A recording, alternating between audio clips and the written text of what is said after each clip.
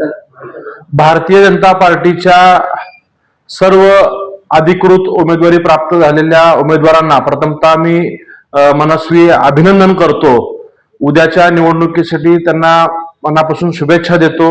या व्हिडिओच्या माध्यमातून मी सर्व सोलापूर शहरातील मतदारांना विनंती करतोय की आपण उद्याच्या 15 जानेवारीला मतदान करताना कमळ हाच आपला उमेदवार आहे हे डोळ्यासमोर ठेवून सर्वांनी आपल्या प्रभागातील भारतीय जनता पार्टीच्या चारही उमेदवारांना पक्षावरती विश्वास ठेवून राज्याचे मुख्यमंत्री देवेंद्रजी फडणवीस साहेबांवरती विश्वास ठेवून आपण सर्वांनी मतदान करावं असं मी विनंती करतो। आज सगळ्यांची अधिकृत उमेदवारी पक्षाकडे जाहीर झाल्यानंतर कदाचित अनेक जण संभ्रम निर्माण करण्याचा प्रयत्न करतील।